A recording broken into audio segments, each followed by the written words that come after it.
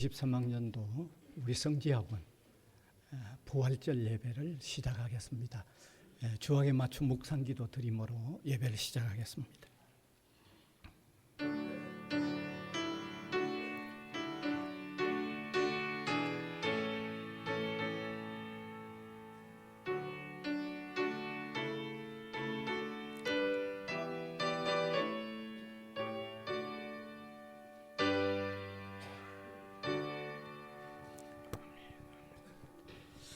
찬송가 6장입니다. 순서지에도 다 프린트되어 있습니다.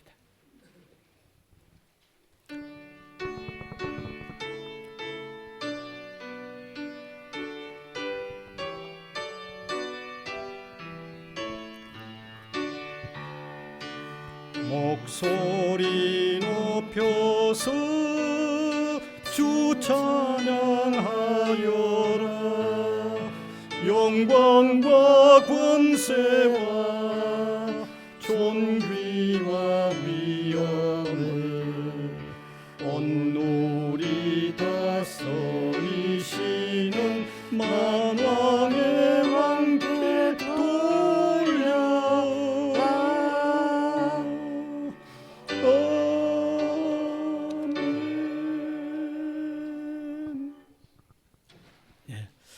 성지고등학교의 교목이신 정민국 목사님 나오셔서 기도 인도하시겠습니다.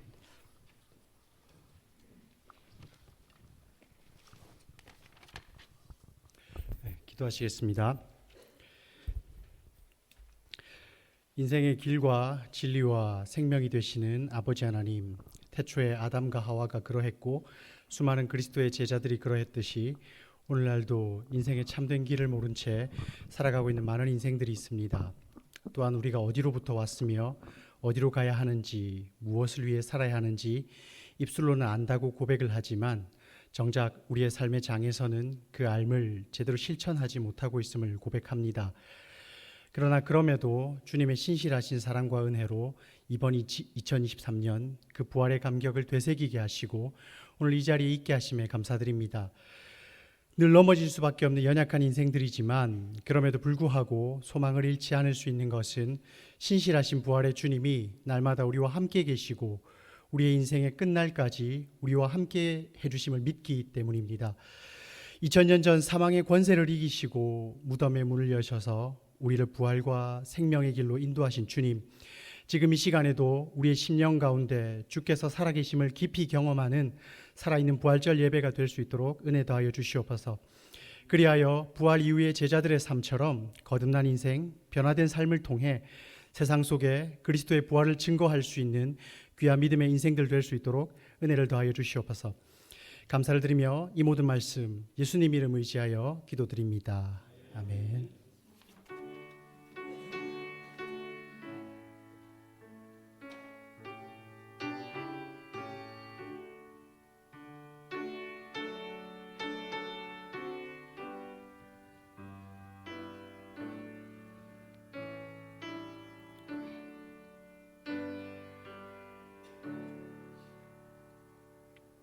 하나님의 말씀은 고린도전서 15장 35절에서 41절까지입니다. 제가 한 절, 우리 회중이 한 절 교독해서 읽어 내가겠습니다. 네. 누가 묻기를 죽은 자들이 어떻게 다시 살아나며 어떠한 몸으로 오느냐 하리니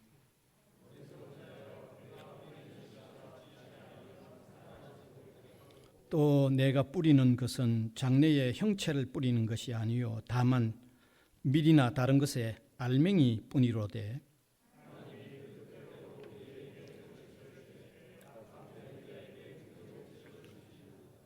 육체는 다 같은 육체가 아니니 하나는 사람의 육체요 하나는 짐승의 육체요 하나는 새의 육체요 하나는 물고기의 육체라.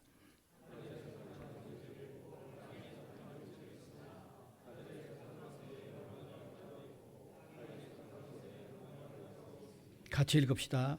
해의 영광이 다르고 달의 영광이 다르며 별의 영광도 다른데 별과 별의 영광이 다르도다. 아멘. 오늘 특송은 바리톤 성악가이신 황동남 선생님, 우리 대학 교회의 또 성가대원이시기도 합니다.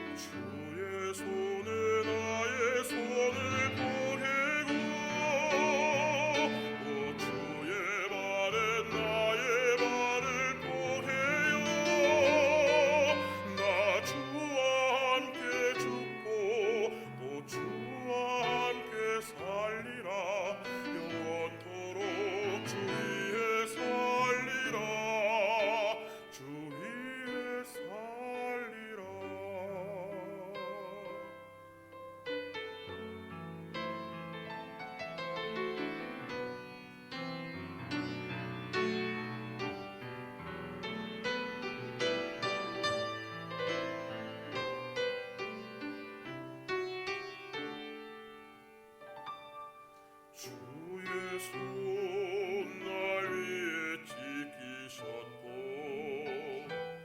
주의 발 날 위에 박히셨으니 이제는 내가 사는 것이 아니요 오직 주를 위해 사는 것이라.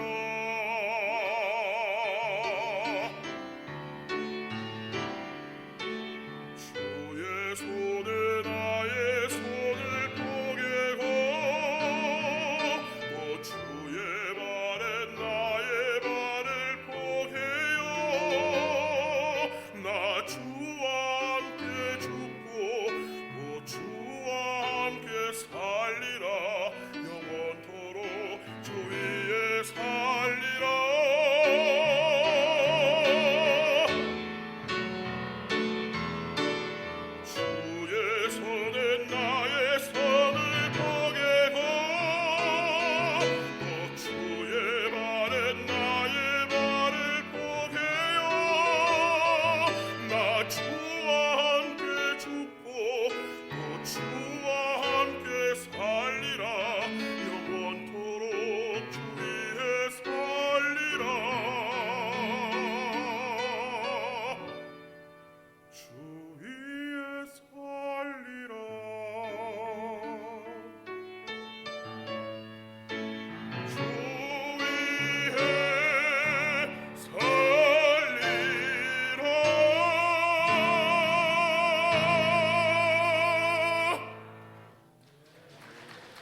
아멘. 오늘 우리에게 오신 강사님은 남수호 목사님이십니다. 우리 대학에서 저 건너편에 보이는 이삭교회의 담임 목사님이십니다. 3년 전에 아마 새로 오셨습니다. 그 이전에는 정진선 목사님이셨는데 이따금 우리 모임에 설교하러 오셨는데 이제 은퇴를 하시고 새로 부임하신 목사님이십니다. 이제 나오셔서 우리는 어떤 부활을 맞이할까 하는 제목으로 설교해 주시겠습니다.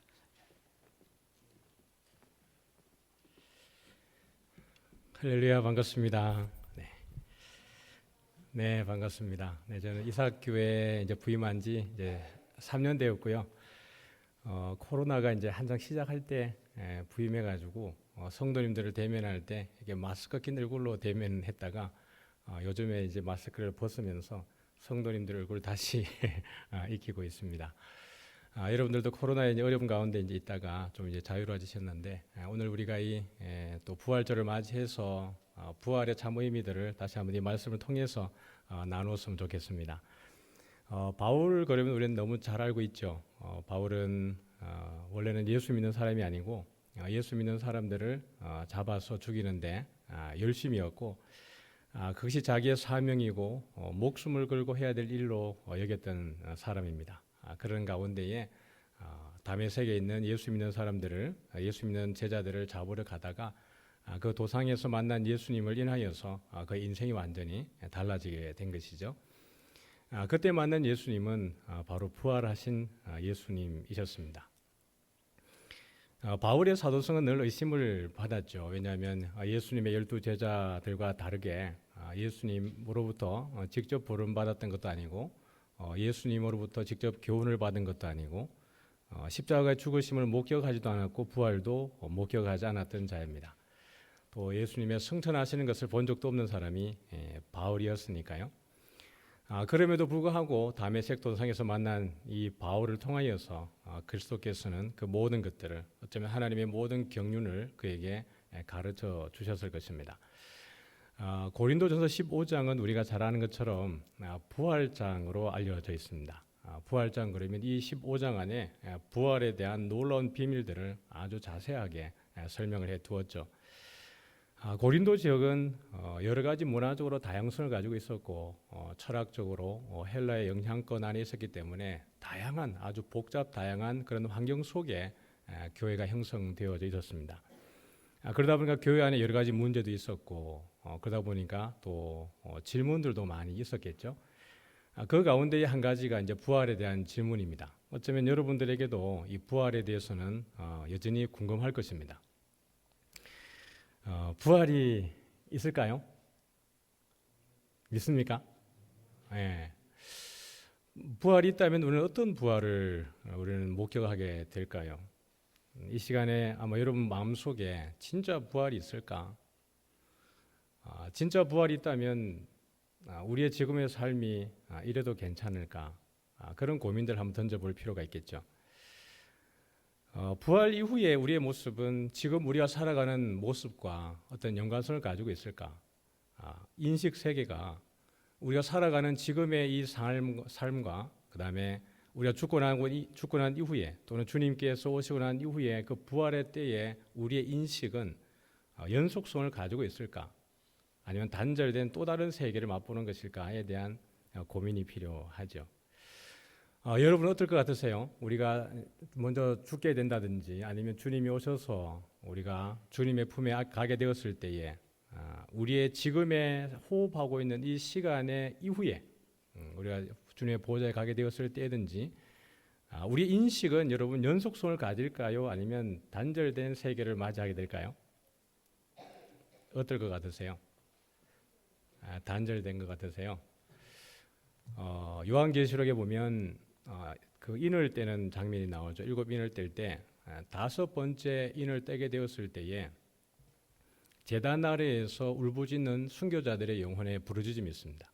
보좌에 계신 아버지 앞에 울부짖을 때에 이 저 땅에 있는 동무들이 아직도 핍박을 당하고 있고 순교를 당하고 있는데 언제까지 이 환란이 핍박이 더 있어야 됩니까? 라고 아버지에게 탄원을 하게 되죠.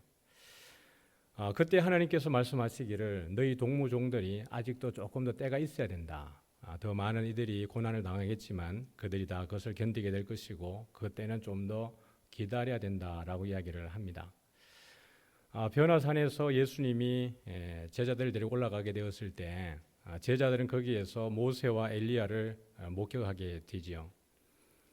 그것은 우리가 죽고 난 이후에 우리의 인식과 그 다음의 인식이 단절되지 않았다라는 것을 우리에게 보여주고 있습니다. 그럼 오늘 우리가 이 땅에 살아갈 때 어떠한 모습으로 살아가야 되겠는가? 이것이 우리 삶에 되게 중요한 고민이 되어야 될 것입니다. 부활이 있고 부활 이후에 우리의 삶이 지금과 연속성을 가지고 있는데 그리스도인들은 왜 그리스도인답게 살지 않는 것일까? 정말 그리스도인답게 산다는 것은 어떤 것일까에 대한 고민들이 필요하겠죠.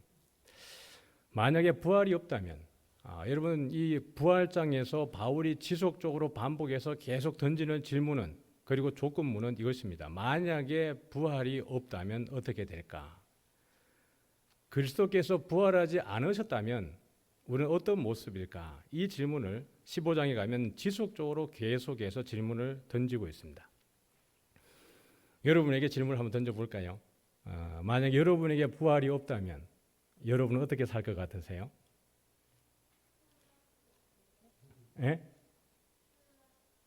혼란스럽겠죠. 부활이 없다면 굳이 예수님을 믿어야 될 필요가 있을까요? 부활이 없는데요. 그렇죠? 또 한 가지는 우리의 이 부활 죽음 이후의 세상과 지금이 만약에 단절되었다면 굳이 우리가 열심히 헌신하고 봉사하고 충성해야 될 이유가 있을까요? 어차피 죽고 난 이후에 또 다른 세상을 맞이하게 될 텐데 말입니다. 그러니 부활이 없다면 우리의 세상은 우리 삶은 아주 엉망진창이어도 상관이 없습니다. 타락해도 괜찮고 여러분이 마음껏 살아도 절대로 괜찮습니다. 부활이 없다면. 근데 부활이 없는데도 불구하고 예수님을 정말 잘 믿으려고 애를 쓰는 사람은 세상에서 가장 어리석은 사람이 될 겁니다. 부활이 없는데 너무 열심히 믿게 된다면 말입니다. 바울은 그 얘기를 하는 것이에요. 부활이 없다면 우리가 이 세상에서 섬기는 그 모든 것들이 헛되고 헛되다. 다른 사람들보다 더 어리석게 될 것이다 라고 이야기를 하는 것입니다. 그러면서 우리에게 부활이 없다면 우리에게는 마음껏 살게 되겠죠. 우리가 읽지 않았지만은 보게 되면 32절에 이렇게 되어 있습니다. 내가 사람의 방법으로 에베소에서 맹수와 더불어 싸웠다면 내게 무슨 유익이 있으리요? 죽은 자가 다시 살아나지 못한다면 내일 죽을 터이니 먹고 마시자 하리라. 우리에게 부활이 없다면 오늘 먹고 마시고 즐기자라고 하지 않겠어요? 그러다 보니까 이 부활에 대해서 확신이 없는 자들, 또 부활이 없다고 확신하는 자들이 뭐라고 이야기할까요? 우리들에게 먹고 마시자라고 이야기하는 것이에요. 그런데 우리 안에 부활의 확신이 없기 때문에 부활이 없다고 확신하는 사람들의 그 유혹에 넘어가는 것입니다. 바울은 이야기하기를 속지 말라. 악한 동무들은 선한 행실을 더럽히나니라고 이야기합니다. 우리가 이 죽음 이후에 부활이 있다라는 것, 지금의 인식 세계가 죽음 이후에도 연속된다면 우리는 참 잘 살아야 합니다. 왜냐하면 주님을 만나고 난 이후에 우리의 모든 했던 행적들을 우리는 기억하고 있을 것이기 때문에 그렇습니다. 물론 예수 그리스도의 십자가의 피로 우리가 구속함을 받는데, 구원함을 받는 데는 부족함이 전혀 없습니다. 바울은 이 고린도서의 부활절을 마무리하면서 우리가 주 안에서 하는 수고가 절대로 헛되지 않다라고 이야기를 합니다. 바울은 자기 인생길을 달려가면서 예수님을 만나고 난 이후에 모든 삶이 완전히 다 달라졌습니다.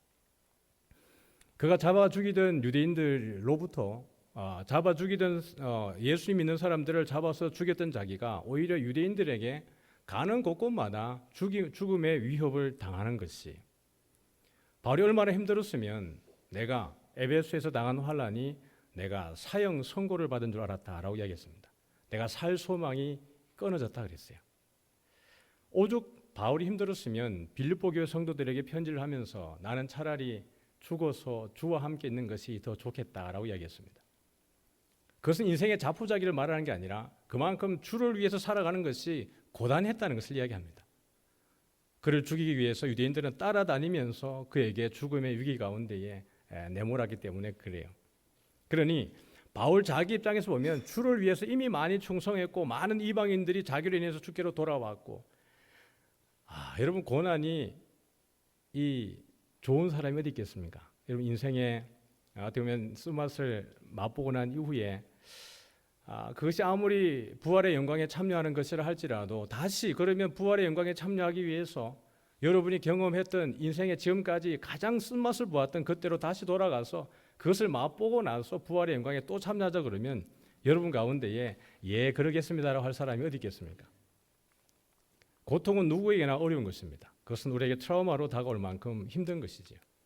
바울 또한 마찬가지입니다. 바울이었기 때문에 고난을 견딜 만한 것이 아니라 바울은 고난을 당할 때마다 그것을 견디기 힘들 만큼 힘들었어요. 살 소망이 끊어졌다. 사형 선고를 받은 줄 알았다 그래요. 그러니 바울 개인으로 보면 죽는 것이 훨씬 나은 거예요. 왜냐하면 그렇게 순교를 당하고 죽고 나면 주와 함께 영원히 왕노릇하는 것이니까요. 더 이상 비교도 아픔도 눈물도 서러움도 그런 것이 다 없을 테니까요. 그러나 바울이 살아야 되는 이유는 자기 자신을 위해 사는 게 아니라 복음을 모르는 사람들을 위해서 사는 것입니다. 여전히 내가 복음을 전하면 더 많은 고난 가운데 있겠지만 그럼에도 불구하고 주의 복음을 모르는 이들, 자기도 복음을 모를 때에는 예수 믿는 것이 정말 저주받은 저 십자가에 달린 사람을 믿는 것이 정말 어리석다고 생각했지만 그가 보니까 예수님을 만나고 보니까 그것만이 길이고 진리고 생명이고 정말 아버지께로 갈 수밖에 없는 유일한 길이라는 것을 자기도 알게 되었거든요. 그러니 자기가 이방인들 때문에 구원받았기 때문에 이방인을 위해서 죽는 것은 너무나도 당연하다고 생각을 한 것이에요. 자기를 위해서는 주께로 가는 것이 훨씬 낫지만 타자를 위해서 복음을 모르는 다른 사람을 위해서는 자기가 사는 것이 훨씬 유익하다라는 것이에요. 사랑하는 여러분, 오늘 우리는 이 대학 과정을 거치면서 여러분의 장래 비전을 가지고 살아갈 때 무엇을 위해 살아가는 걸까 고민해 볼 필요가 있습니다. 나는 내 새끼밥을 위해 살고 있는가? 주님은 왜 나를 부르신 것일까? 내가 이 모든 과정을 코스웍을 지나고 내가 진로를 결정할 때 나의 가장 중요한 것은 무엇인가? 내가 내 새끼밥을 위해서, 다른 사람보다 좀 더 나은 삶을 위해서 하나님이 바울을 그렇게 불렀을까? 그것도 중요하지만 정말 더 중요한 것은 왜 내가 이 길을 가야 되는 것이고 이 길 끝에 정말 하나님께서 나를 향해서 원하시는 그 하나님의 영광을 우리는 지향하고 있는가에 대한 고민이 필요한 것입니다. 그렇게 여러분 힘들고 고난의 길을 거치고 난 이후에 주님을 만나게 되었을 때 거기에 참된 위로가 있는 것이에요. 주님, 내가 힘들지만 어렵지만 이 고난을 이기고 견디고 주님 가신 그 길을 따라서 내가 때론 눈물로 때론 배고픔으로 서러움으로 그런 모든 비아냥을 이겨내면서 이 길을 이겨내었습니다 라고 할 때 나를 위해서 기다리시는 그 주님의 그 품이 더 우리에게 위로가 되고 은혜가 되는 것이죠. 오늘 말씀을 보면 바울은 우리에게 이런 질문을 던졌습니다. 누군가가 질문을 했겠죠, 바울에게. 오늘 35절을 보면 누가 묻기를 죽은 자들이 어떻게 다시 살아나며 어떠한 몸으로 오느냐 하리니 라고 질문했습니다. 죽은 자들이 어떻게 다시 살아나고 어떠한 몸으로 오느냐. 여러분도 궁금하지 않습니까? 여러분이 부활하게 되었을 때 우리의 몸은 어떻게 변화될까? 지금이 가장 예쁘니까 이 모습 이대로 보존해 주십시오 라는 기도 제목이 있습니까? 그럴 수 있겠죠. 어쩌면 여기 계신 조금 나이 드신 또 교수님들이나 또 연세 드신 분들은 과거 청춘의 때로 돌려주십시오. 그때가 여러분의 어떤 부활의 모습이기를 소망할 수 있는데요. 바울은 여기 아주 좋은 우리에게 인사이트를 우리에게 던졌습니다. 뭐냐 그러면 36절에 보니까 어리석은 자여 내가 뿌리는 씨가 죽지 않으면 살아나지 못하겠고 또 내가 뿌리는 것은 장래의 형체를 뿌리는 것이 아니요 다만 밀이나 다른 것의 알맹이 뿐이로되. 우리 부활의 몸의 그 형체가 얼마나 놀랍고 신비롭고 대단하게 변화를 거치게 되느냐 것이면 바울은 이야기하기를 사람이 땅에다가 무엇을 심을 때 형체를 심는 사람은 없다라는 것입니다. 땅에다 심는 것은 알갱이 하나면 족하다라는 것이에요. 그것이 밀이든 보리든. 그렇게 하고 나면 그 한 알의 씨앗이 결국 썩어져서 그 안에 싹이 나고 자라게 나게 되면 씨앗과 거기는 자라나는 줄기와 다시 맺혀지는 열매는 비교할 수 없는 것이에요. 우리 여러분 사과를 씨앗을 심는다고 생각했을 때 그 씨앗 하나에서 어떤 형태로 자라나게 할지를 여러분 알 수 있습니까? 이것이 사과나무라고 알고 나면 그것을 예측할 수 있겠지만 전혀 모르는 하나의 씨앗을 심어 놓으면 이것이 어떻게 변화될지는 아무도 모르는 것이에요. 우리 부활의 형체가 그렇다라는 것입니다. 우리가 상상할 수 있는 영역의 범주를 넘어선다라는 것이에요. 훨씬 더 신비롭고 훨씬 더 대단하고 영화로운 모습으로의 변화를 우리에게 가르쳐주고 있는 것이에요. 전혀 상상할 수 없는 신령한 몸으로의 변화를 우리에게 약속하고 있다라는 것이에요. 그래서 우리는 이 부활의 형체를 기다리면서 내가 예측할 수 있는 것보다 훨씬 더 신비로운, 그래서 주께서 부활하셔서 제자들에게 나타나신 것이 그것을 보여주신 것이에요. 공간의 제약을 받지 않고 시간의 제약을 받지 않고 그 신령한 몸을 우리에게 보여준 것이에요. 그때는 우리의 낡은 몸이 신령한 몸으로 변화된다라고 빌립보서에도 우리에게 이야기하고 있는 것이에요. 그래서 우리가 이 안에서 이것을 의지하고 이 세상과 저 세상의 의식이 단절되는 게 아니라 연속성 속에서 우리가 주를 위해서 열심히 살아가게 될 때, 주를 위해 충성하게 될 때 이것이 주 안에서 헛되지 않고 하나님의 영화로운 부활의 자리에 갔을 때 우리를 향해서 맞이하는 그 의의 면류관이 우리를 기다리고 있다는 것을 믿으시길 바랍니다. 그래서 우리가 그렇게 주를 위해서 열심히 살아가게 될 때, 헌신하고 충성하게 될 때 우리에게 주신 그 영광이 어떻게 묘사되고 있어요? 41절에 보니까 해의 영광이 다르고 달의 영광이 다르며 별의 영광도 다른데 별과 별의 영광이 다르도다. 하나님은 반드시 이 세상의 마지막 날에 심판하실 때에 우리가 행한 대로 갚아주신다라고 말씀하셨습니다. 예수 믿지 않는 자들에 대해서 행한 대로 하나님 심판하실 뿐만 아니라 예수 믿는 사람들 가운데에도 주를 위해서 어떻게 살아갔는지를 그 모든 것을 다 계수하신다 그랬어요. 심판대 앞에서 우리가 행한 대로 하나님이 다 갚으신다라고 이야기했습니다. 그래서 바울은 이야기하기를 해의 영광이 다르고 달의 영광이 다르고 별의 영광이 다른데 별과 별의 영광이 다르다라고 이야기했습니다. 우리가 이 땅에서 주를 위해 살아가는 것이 헛되지 않다라는 것이에요. 여러분의 고난 가운데에서도 믿음을 포기하지 않고 주를 위해서 열심히 살아갈 때 주님은 그 모든 것들을 다 계수하고 있습니다. 부활할 때 우리가 구원받으면 족하지? 예, 족합니다. 그러나 분명히 우리의 인식은 그때와 지금이 연결되어 있다는 것을 기억하시길 바랍니다. 거기에서 여러분 부끄러운 구원은 없습니다. 그러나 주님께서 우리 모두에게 행한 대로 분명히 하나님께서 갚아주신다라는 것이에요. 말씀을 정리하죠. 바울은 그가 마지막 유언 같은 글에서 이렇게 얘기했습니다. 내가 선한 싸움을 싸우고 달려갈 길을 마치고 믿음을 지켰으니. 여러분 이것은 아주 놀라운 고백이에요. 오늘도 예배를 마치면 저녁 예배 마치고 입관 예배를 가야 되는데 장례식에 설 때마다 이제 어떤 생각이 드냐 그러면 그 장례식에 누워 계신 분들이 부럽기 시작했습니다. 믿음 안에서 인생을 마치고 장례식으로 천국 환송 예배를 드릴 때 그 누워있는 이미 운명하신 그분이 부럽기 시작한 거예요. 아, 나는 인생의 끝까지 마지막에 내가 장례에 있을 때 시신으로 누워있을 때 주님의 그 품에 안기게 되었을 때 마지막 이 자리에 내가 마지막 인생의 마침표를 믿음으로 찍을 수 있을까? 지금은 열심을 다해서 주를 열심히 섬기지만 내 마지막 호흡이 다할 때에도 나는 여전히 열심으로 주를 섬기다가 마지막 주님을 만날 수 있을까? 부러운 거예요. 그래서 그 가운데 고인으로 누워 계신 분은 어떻게 보면 유족들은 슬픔에 있지만 그 예배를 드리는 위로 예배를 드리는 제 입장에서는 저에게 숙제입니다. 나도 이 믿음의 길을 마지막까지 완주하고 난 이후에 저렇게 모든 사람들이 모여서 천국 환송 예배를 드릴 때 내가 주님 품에 있겠는가? 물론 주님께서 맞아 주시겠지만 말입니다. 그래서 여러분 우리 모두가 주 안에서 내 새끼밥을 위해 살다가 주님께 가는 게 아니라 정말 주님의 영광을 위해서 힘들고 어려울 때라도 잘 이겨내셔서 잘했다, 착하고 충성된 종아 라는 칭찬을 받는 우리 모두 되어지기를 주의 이름으로 축복합니다. 제가 기도하겠습니다. 참 좋으신 하나님 아버지, 존귀와 영광을 주님께 올려드립니다. 허물과 죄로 죽었던 우리들, 죄악 가운데에서 구원의 소망조차 없던 우리들에게 그리스도를 보내어 주셔서 천국 백성 되게 하시고 부활의 영광을 바라보게 하시니 감사합니다. 하나님 사랑 우리 모든 우리 청년들 또 우리 교수님들 모든 성도들 우리의 새끼밥을 위해 사는 인생이 아니라 주님께서 나를 부르신 부르심의 소명을 따라서 충성하고 주님 부르실 때에 착하고 충성된 종이라 칭찬받는 우리 모두가 되게 하여 주시옵소서. 하늘의 땅에 썩어지지만 그것의 형체가 놀랍도록 변화되는 것처럼 그 부활의 신령한 몸을 사모하면서 믿음의 길을 걸어가는 모든 우리 청년들에게, 성도들에게 하나님의 한량없는 은혜로 함께하여 주시옵소서. 예수님 이름으로 기도드리옵나이다. 아멘.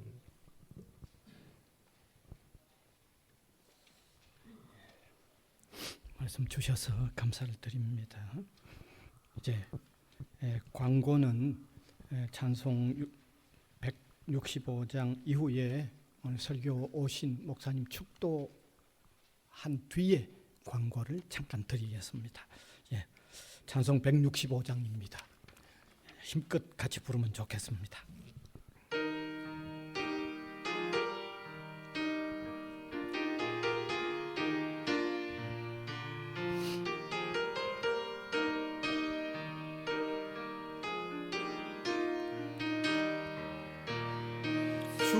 주님께 영광 다시 사신 주 사망 권세 모두 이기시었네 흰 옷 입은 천사 돌에 올렸고 누우셨던 곳은 비어 있었네 주님께 영광 다시 사신 주 사망 권세 모두 이기시었네 부활의 주님 나타나시사 두려움과 의심 물리치셨네 주의 교회 기뻐 찬송하여라 다시 사신 주님 죽음 이겼네 주님께 영광 다시 사신 주 사망 권세 모두 이기시었네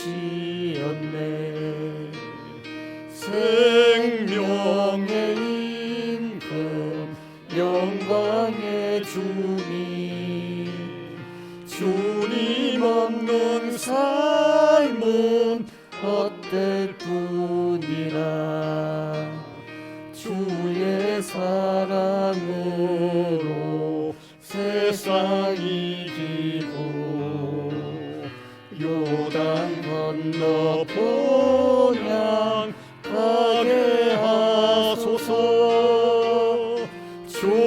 주님께 영광 다시 사신 주 사망 권세 모두 이기시었네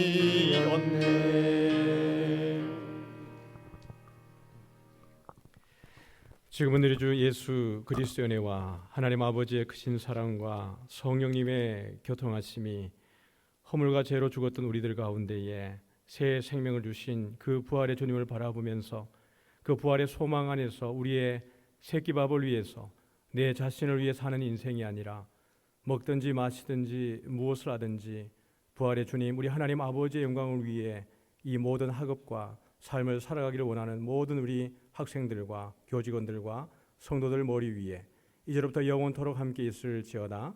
아멘.